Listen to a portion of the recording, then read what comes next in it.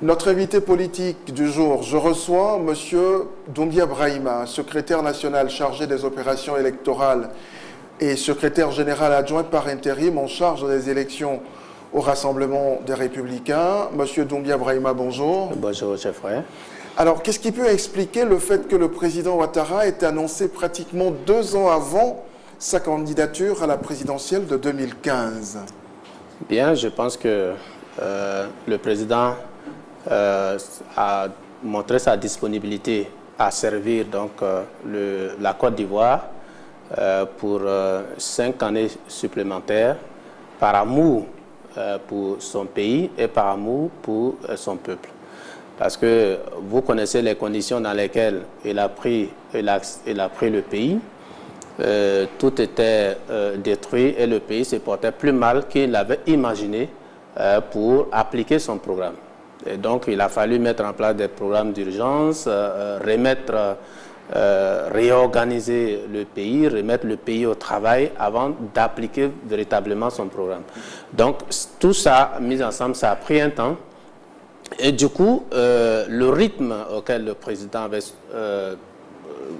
voulait que le pays aille, donc ça a été certainement accéléré, mais le président n'est pas encore totalement satisfait de ce qui a été fait, parce qu'il peut faire beaucoup pour notre pays. Donc c'est pour ça qu'il a exprimé sa disponibilité à continuer pour donner au peuple ivoirien un pays émergent à l'horizon 2020. En clair, il n'a pas eu assez de temps pour réaliser ce qu'il a promis. Justement, d'abord, il y a le temps, il y a ce qui a été coupé donc dans le mandat, mais en même temps, il y a tout ce qui avait été détruit, parce que quand on prend un pays, il doit avoir des fondamentaux. Mais tous les fondamentaux avaient été détruits. Il fallait les reconstituer, ensuite appliquer le programme lui-même. Donc quand vous mettez tout ça ensemble, c'est certain qu'il y a certaines choses qui prennent plus de temps que prévu. Donc, et je pense qu'aujourd'hui, les Ivoiriens sont d'accord que le président doit encore continuer pour leur apporter donc, le développement et faire de la Côte d'Ivoire ce pays émergent à l'horizon 2020. Alors, il y a donc eu l'appel du président Bédié, l'appel de Daoukro qui va dans ce sens-là. Qu'est-ce que vous en pensez? Je pense que l'appel de Daoukro est une excellente chose. Et d'ailleurs, même notre parti, le RDR, donc, a pris acte de l'appel de Daoukro et aller présenter ses félicitations, ses encouragements et ses remerciements, ainsi que sa reconnaissance au président Bédié. Parce que n'oubliez pas que le président Alassane Ouattara a accédé au pouvoir en tant que candidat du RHDP, dans le cadre donc de cette alliance. Et il a formé une équipe qui travaille, tous les Ivoiriens voient le résultat. Ce sont des résultats concrets qu'on peut mesurer. Aujourd'hui, vous avez la sécurité qui est revenue, vous avez beaucoup d'investissements dans la santé, dans l'éducation, dans les infrastructures, etc. Donc, c'est cette dynamique qu'il faut poursuivre. Et donc, l'appel de Daoukro vient donc créer, si vous voulez, les conditions de poursuite sereine donc de ce travail entrepris par le président de la République et son gouvernement. Et donc, l'appel de Daoukro vient véritablement créer les conditions d'élections apaisées, sereines dans notre pays. Certains disent que c'est un déni de démocratie, puisque le président Bédié n'a pas pris au préalable l'avis de son parti avant de s'engager comme il l'a fait à Daoukro. Qu'est-ce que vous répondez à cette critique? Je pense que le président Bédié est une très grande personnalité. C'est lui qui porte, si vous voulez, qui incarne donc le PDCI. Et je peux vous assurer que avant de prendre une telle décision, que le président Bédié a consulté un certain nombre d'instances de son parti avant de se prononcer. Puis dans tous les cas, Donc, je pense très bien que le PDCI va se prononcer dessus dans une... Justement, parce que le Congrès avait prévu que le candidat du parti soit un militant actif du PDCI à la prochaine présidentielle. Et donc, on se surprend d'entendre le président Bédié parler, n'est-ce pas, de faire cet appel-là en faveur du président Ouattara avant que le parti ne se soit prononcé. Donc, bon, je ne sais pas. Moi, je n'étais pas au congrès donc, du PDCI auquel vous faites allusion. Ce que je peux dire, c'est que les responsables du PDCI que nous avons entendus ou qui se sont exprimés là-dessus, sur la candidature, ont toujours dit que le PDCI va avoir un candidat. Le PDCI va avoir un candidat. Mais on n'a pas dit que le candidat du PDCI serait telle personnalité ou telle personnalité. Ils ont dit donc, en soutenant donc la candidature du président Alassane Ouattara, je pense que le PDCI reste conforme à ces principes, puisque Alassane Ouattara est un candidat, sera candidat. Et si le PDCI le soutient, ça sera le candidat du PDCI. Tout à fait. Alors, si l'appel de Daoukro mobilise tant le RDR, j'ai l'impression qu'il n'en est pas de même du projet d'un parti unifié PDCI-RDR. J'ai comme l'impression que le RDR n'y croit pas vraiment. Non, vous savez, nous sommes le RDR est composé d'hommes et de femmes d'engagement, de parole. Alors, à partir du moment où nos leaders, à qui nous faisons confiance, et qui sont loin de notre confiance, ont arrêté des décisions, donc ces décisions ont été arrêtées dans l'intérêt de l'ensemble des partis qui composent le RHDP. Donc, tous les partis du RHDP travaillent à cela, y compris le RDR. Mais aller à un parti unifié, ça fait que ça se prépare. Il y a des étapes qu'il faut franchir, qu'il faut maîtriser. Et donc, nous sommes dans le processus. Et vous verrez que dans les jours à venir, les instances du RHDP vont commencer à travailler. C'est vrai, les CESE n'ont pas cessé de travailler, mais il n'y avait pas de réunion spécifique. Voilà, non, médiatisée, si vous voulez. Mais ces opérations-là vont commencer très bientôt et vous verrez que dans cette famille, il n'y a pas de difficultés particulières. Donc que le RDR est engagé dans Tout à fait, le RDR est engagé à consolider le RHDP, à aller donc vers la formation du parti unifié, comme préconisé par donc nos leaders. Alors aujourd'hui, c'est l'ensemble des structures du RDR qui sont mobilisées pour la réélection du président Ouattara. Qu'est-ce qui change dès maintenant qu'est-ce qui change dès maintenant dans votre approche de mise en œuvre de votre stratégie pour sa réélection? Non, ce qui change, c'est que vous avez en 2010... Vous étiez dans l'opposition. Nous étions dans l'opposition. La deuxième chose, c'est que l'alliance au niveau du RHDP disait qu'au premier tour, chaque parti présente un candidat et qu'au deuxième tour, celui qui vient en tête, tous les partis de l'alliance devaient venir en soutien. C'est ce qui a été fait. Donc du coup, tous les partis ont préparé les élections et la campagne donc pour leurs candidats, mais cette fois-ci, nous allons ensemble. Voilà, nous allons ensemble. Ça, c'est la première des choses. Dès le premier tour. Dès le premier tour. Donc ça, d'abord, c'est la première chose qui change. En 2010, c'était un projet contre le bilan de celui auquel nous étions opposés. Et en 2015, donc, ce sera notre bilan, le bilan du président Alassane Ouattara, le bilan du RHDP opposé au projet de ceux qui voudront bien se présenter pour affronter notre candidat. Alors, parlons de bilan. Il y a certains de vos militants qui pensent que le président n'a pas fait autant qu'il l'avait promis sur un certain nombre de points. On prend le chômage des jeunes, par exemple.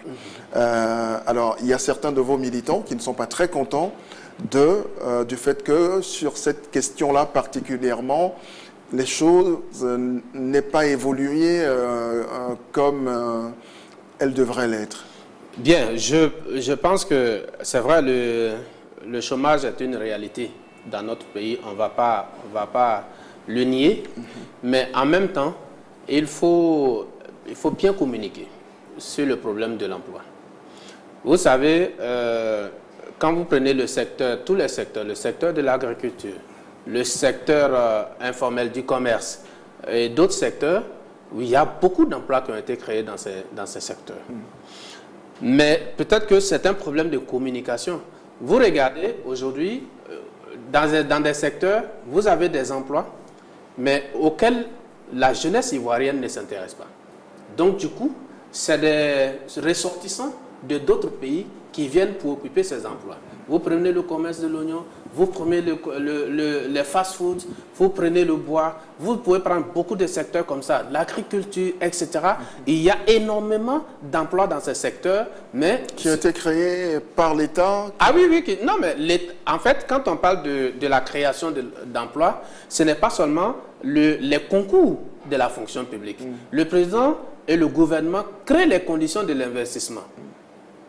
Parce que l'emploi, ça peut être l'auto-emploi. L'emploi, ça peut être l'emploi créé par les entreprises, mais ça peut être aussi les emplois créés par l'État, dans la fonction publique. Mais en général, les emplois créés par l'État à travers le concours de la fonction publique ne représentent pas grand-chose. Le reste, c'est soit l'auto-emploi, mais c'est le secteur privé. Mais dans ce secteur privé, vous verrez beaucoup de chantiers autour d'Abidjan, autour des grandes villes, où vous avez des gens qui développent des commerces, parce que ce sont des opportunités qui leur permettent de se prendre en charge, mais interroger toutes ces personnes qui exercent ces emplois. Vous avez beaucoup de jeunes Ivoiriens qui ne sont pas là. Parce que pour l'Ivoirien, je veux dire pour la plupart de nos compatriotes qui sont dans cette frange, l'emploi, c'est forcément celui qui va dans un bureau. C'est une idée reçue. Voilà, c'est une idée reçue. Et c'est sur ça qu'il faut travailler pour qu'on puisse investir tous les secteurs. Si les jeunes Ivoiriens avaient investi tous les secteurs, je vous assure que les récriminations que nous entendons aujourd'hui auraient baissé. Vous allez voir dans le domaine du transport, vous allez voir dans le domaine donc, du commerce, de la distribution, vous allez voir dans le domaine de la construction. Vous avez beaucoup de secteurs comme ça où il y a des emplois qui se créent chaque jour, où il y a des opportunités qui se créent chaque jour, mais c'est d'autres personnes qui viennent et qui occupent ces postes, qui vivent avec normalement et qui sont peut-être, ils ont un travail plus rémunéré que donc les emplois salariés. Bon, donc, mais tout ça, ce sont des emplois. Parce que quand le président dit, j'ai créé 1 million d'emplois. En 5 ans. En 5 ans. Il en a créé. Bon, je n'ai pas toutes les statistiques, mais je pense que si on fait le point, on ne sera pas loin de là. Mais ces emplois sont créés pour l'ensemble des habitants de la Côte d'Ivoire. Pour l'ensemble des habitants de la Côte d'Ivoire. Ce n'est pas seulement pour les militants du RDR, ce n'est pas seulement pour les militants du RHDP, mais c'est pour l'ensemble des Ivoiriens, y compris tous ceux qui vivent en Côte d'Ivoire. Et donc, dans ces différents secteurs, il est bon que nos jeunes qui sont sans emploi, qui se lèvent, parce que le devoir du président de la République, c'est de créer les conditions. C'est de faire en sorte que les entreprises viennent investir. Je vais dire investir. Et c'est ce qu'il est en train de faire, en mettant la sécurité en place. En faisant en sorte qu'il y ait la sécurité, en faisant la réforme du code des investissements pour mettre en place un guichet unique au CPC, en réalisant des infrastructures, en mettant, je veux dire, réhabilitant toute l'infrastructure scolaire, toutes les infrastructures scolaires, en mettant l'accent sur la santé pour que les Ivoiriens soient en très bonne santé, et puis faire en sorte que la justice puisse être impartial. Quand tous ces éléments sont réunis, vous avez les investisseurs. Mais Dieu seul sait, tous les jours, vous êtes dans la presse, vous voyez que les investisseurs viennent en Côte d'Ivoire pour investir. Mais quand ils investissent, il y a une compétition au niveau de l'ensemble des jeunes Ivoiriens. Et chacun donc doit s'élever pour aller compétir, prendre sa part. Donc c'est à cela que moi je voudrais inviter nos jeunes frères. Il y a beaucoup d'emplois, mais il faut être dynamique. Il ne faut pas rester à la maison. Et c'est ce langage que nous devons avoir parce que je veux dire, le président de la République aujourd'hui est le président de tous les Ivoiriens. Il est le président de tous ceux qui vivent en Côte d'Ivoire. Et les emplois qui sont créés pour l'ensemble des citoyens, de ceux qui vivent en Côte d'Ivoire. Et c'est les plus dynamiques, ceux qui se battent, ceux qui vont à la recherche de ces emplois, qui les occupent. La preuve, il y a des gens qui quittent ailleurs, qui viennent, qui ont ces emplois, qui travaillent là-dedans. Ce n'est pas forcément dans des bureaux, mais c'est des travaux mieux rémunérés que ce qu'on peut imaginer avoir dans les bureaux. Alors, aujourd'hui, est-ce qu'il n'est pas plus difficile pour vous de repartir en campagne pour la réélection du président Ouattara que cela ne fut le cas lors de son élection en 2010? Absolument pas. Au contraire, nous sommes plus à l'aise. Nous pouvons montrer des réalisations. Nous pouvons montrer du doigt des choses qui ont été faites et qui bénéficient à tous les citoyens ivoiriens, à tous ceux qui vivent en Côte d'Ivoire. Donc, au contraire, aujourd'hui, c'est plus facile pour nous d'aller en campagne parce que nous avons des éléments concrets à partir donc du programme du président de la République qui ont été réalisés. Et je vous dis que le mandat n'est pas encore fini. Nous sommes à 1 an du mandat et le travail. On sait que la dernière année... Non, le travail va continuer. Il y a beaucoup de chantiers. C'est une année électorale. Il y a beaucoup de chantiers qui sont mis en route, qui vont être livrés en 2015. Mais le travail ne s'arrête pas. D'autres chantiers vont être ouverts. C'est un travail continu, ça ne s'arrête pas. Et donc en 2015, beaucoup d'autres choses vont être réalisées et les conditions vont s'arranger de mieux en mieux. Et je voudrais dire que sur le volet de l'emploi, donc ceux qui n'ont pas encore d'emploi, pour nous, ce n'est pas un motif de découragement. Au contraire, c'est un élément qui nous amène encore à travailler. C'est une motivation parce que le président de la République s'est porté candidat parce que notre pays n'allait pas. Il y avait des difficultés. Et avec lui, nous voyons que les choses se résolvent. Nous devons être, je vais dire, mobilisés avec le président de la République pour que les problèmes qui ne sont pas encore résolus, qu'on puisse y trouver les solutions. Mais c'est à la suite du travail que tout le monde va faire à son niveau, que chacun va faire à son niveau, qu'on va arriver au résultat escompté, c'est-à-dire l'augmentation du bien-être de chacun. Donc pour nous, s'il y a des problèmes qui ne sont pas encore résolus, pour nous, ce n'est pas une difficulté particulière, c'est plutôt une motivation pour continuer à soutenir le président, à travailler avec lui, il lui donne le cap et nous nous engageons à ses côtés pour attaquer ces problèmes de front et les résoudre. Est-ce qu'il n'est pas plus difficile de défendre un bilan que de critiquer le bilan de quelqu'un qui vous a précédé? Nous ne critiquons pas le bilan de quelqu'un. Nous présentons un bilan. Nous présentons un bilan et tout le monde sait, nous sommes contemporains de l'histoire. Tout le monde sait dans quelles conditions le président de la République est arrivé au pouvoir, à quel niveau le pays était, aujourd'hui, à quel niveau le pays est. On peut mesurer dans chaque domaine de la vie de la nation, on peut mesurer donc le travail qui a été accompli. Donc pour nous, il n'y a pas de difficulté à ce niveau. Au contraire, nous sommes plus à l'aise. Alors les choses s'annoncent apparemment beaucoup plus simples pour le président Ouattara, au point où un de ses conseillers disait récemment que le président souhaiterait avoir en face de lui des candidats, je cite, des candidats sérieux. Est-ce que ce n'est quand même pas sous-estimer un peu ces candidats potentiels qui iraient en face de lui dans cette compétition électorale-là à venir?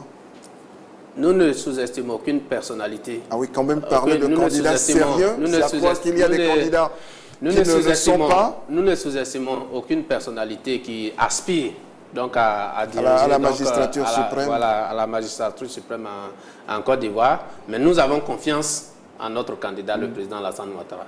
Nous avons confiance en lui. Il a démontré et il peut apporter encore beaucoup à la Côte d'Ivoire. Et donc, quel que soit le candidat qui soit en face, nous allons travailler comme il le faut pour que le président soit réélu avec panache. Très bien.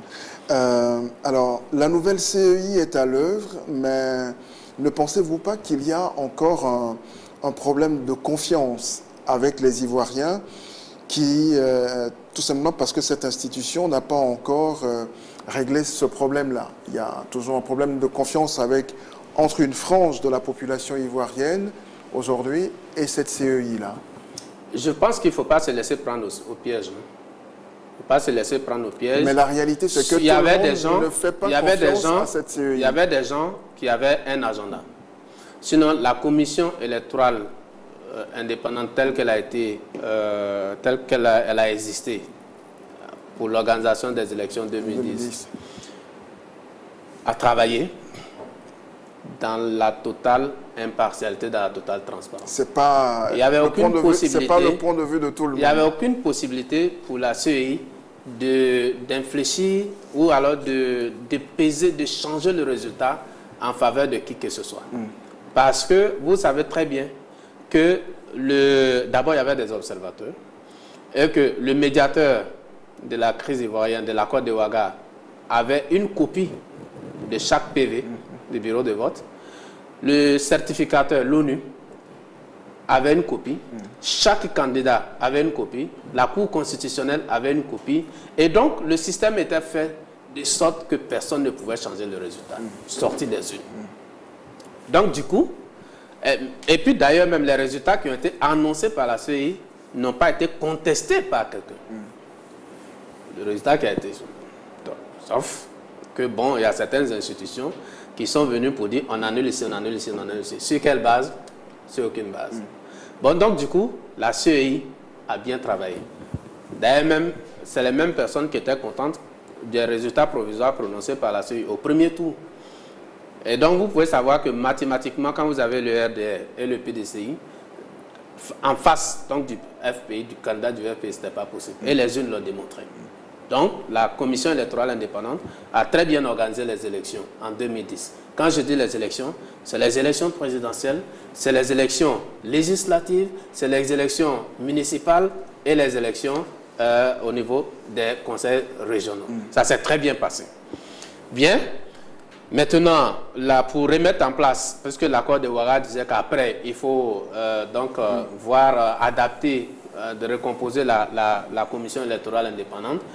Et donc, la mouture actuelle est le résultat, est le fruit de plusieurs, je vais dire, d'un consensus véritable, de débat entre les acteurs politiques, sous l'assistance de la communauté internationale, l'ONU, comme on appelle le NDI, vraiment toutes les structures internationales qui ont l'habitude de participer ou d'encadrer donc les élections partout à travers le monde. Et donc, c'est la mouture qui est sortie de toutes cette discussion qui a été mise en place et qui a été acceptée, validée par le gouvernement. Ce qui fait que nous sommes donc d'accord avec la CEI actuelle parce que c'est véritablement le fruit du consensus. D'ailleurs même, le gouvernement allait plus loin puisque la commission a été mise en place, tout le monde est représenté là-dedans, mais le bureau avait été réduit à 6 membres. Donc il y a certains acteurs politiques qui n'étaient pas d'accord. Les discussions avec le gouvernement ont été poursuivies, se sont poursuivies, et le bureau a été élargi à, comme on appelle, a été élargi pour porter le nombre de membres à 9. Donc on ne peut pas faire mieux. Donc c'est la commission qui est là, est le fruit du consensus. Tout le monde est représenté et le fait que tout le monde est représenté garantit son impartialité. Et donc nous pensons que cette commission va faire, avec les personnalités qui ont été choisies pour la composer, vont travailler véritablement. Très bien, mais l'opposition dit, même si elle y participe, elle reconnaît qu'il y a toujours un problème d'équilibre. Le problème d'équilibre n'est pas résolu. C'est-à-dire que cette CEI-là est beaucoup plus favorable aujourd'hui au pouvoir qu'elle ne l'était sous Laurent Gbagbo. Non, je vais dire, si vous voulez, c'est une stratégie pour discréditer la commission. Pour discréditer. Mais quand on voit dans la composition... Vous êtes de la presse, mais nous, au niveau des acteurs, nous connaissons, vous avez des gens qui, au lieu de travailler, savent qu'ils n'ont pas un programme qui peut faire le poids face au bilan du président Alassane Ouattara. Vous avez des gens qui savent qu'ils n'ont pas un programme qui peut faire le poids face au programme donc, du président Alassane Ouattara. Donc leur stratégie, c'est de dire quoi? Nous n'avons pas confiance en la CEI, nous n'avons pas confiance en la CEI. Essayer de marteler ça dans la tête des uns et des autres pour qu'on puisse les suivre. Et puis, à la fin, dire non, nous contestons le résultat parce que nous avons dit que nous n'avons pas confiance à la CEI. Il ne faut pas se laisser prendre à cela. Et ils y sont. S'ils n'avaient pas confiance à la CEI, ils n'y seraient pas. Donc, ils y sont. Et leur présence garantit et je peux vous assurer que ce sont des institutions dans lesquelles les gens débattent. Ce sont des institutions, vous avez des personnalités impartiales qui l'ont déjà démontré et qui travaillent véritablement pour le bien du pays. Et donc, vous n'avez pas aujourd'hui, en Côte d'Ivoire, vous ne trouverez pas un seul commissaire au niveau de la... En tout cas, pour ceux que je connais, qui imaginerait qu'il va travailler à la commission pour quelqu'un en particulier. Parce que ce n'est pas possible. Vous savez, les élections là, la commission électorale là, travaille sur les élections et les élections sont organisées par des textes. La commission ne fait qu'appliquer des textes. Et tout le monde, ces textes-là... sont débattus. Oui, sont débattus avant qu'ils soient portés à l'Assemblée ou pour être validés, ou pour ceux qui sont pris, je vais dire, fait au niveau du gouvernement par décret présidentiel. Ces textes-là sont débattus par tous les commissaires, par tous les acteurs, pour trouver un texte qui soit adapté à notre situation et qui permette d'aller aux élections dans des conditions vraiment transparentes. Est-ce que vous comprenez ces Ivoiriens-là qui ont peur de la prochaine élection présidentielle, qui se disent, en 2010, on est sorti massivement voter et après, on l'a payé, on a payé cela de nos vies. 2015, ils ne sont pas du tout rassurés. Est-ce que vous les comprenez? Bon, moi, je voudrais les rassurer plutôt. Je voudrais les rassurer que les élections de 2015 vont se passer véritablement dans l'apaisement, dans la sécurité. Et nous tous, nous devons y travailler. Chacun à son niveau doit sensibiliser autour de lui ses frères, ses amis, ses parents, ses collaborateurs, etc. pour que nous tous, on aille à des élections apaisées et que les uns et les autres acceptent les résultats. Il n'y a aucune raison que les élections débouchent sur une crise. Ça sera plutôt, ces élections vont déboucher plutôt sur une fête. Très bien. Toute dernière préoccupation, qu'est-ce que vous ferez les jours qui viennent dans le cadre de cette mobilisation en faveur de votre candidat, le président Ouattara, au niveau du RDR? Bien, je voudrais vous dire que nous ne sommes pas encore en période de campagne. Déjà, déjà, vous vous préparez. Non, en période de campagne. Nous ne sommes pas encore en période de campagne. Oui. Le processus électoral vient de commencer avec la mise en place de la commission électorale. Donc la commission va définir un certain nombre d'actions, d'opérations à venir. Donc les dates vont être proposées et une fois que ces choses vont être mises en place, donc on va y travailler à chaque étape, donc pour que au finish, le jour du scrutin, tout se passe normalement. Et c'est à cela que nous travaillons, de sorte que du début jusqu'à la fin, toutes les opérations qui jalonnent le processus se déroulent très bien. Et le scrutin va à la fin, le scrutin va se dérouler normalement, tranquillement, dans la paix. Et les résultats vont être proclamés également dans des conditions de sérénité pour l'ensemble de la Côte d'Ivoire. Parce que nous avons besoin de ça pour poursuivre l'œuvre de développement de la Côte d'Ivoire, entreprise par le président de la République et qui doit le poursuivre donc pour le bonheur des Ivoiriens. Monsieur Doumbia Brahima, merci d'être passé par chez nous. Voilà, c'est moi qui vous remercie.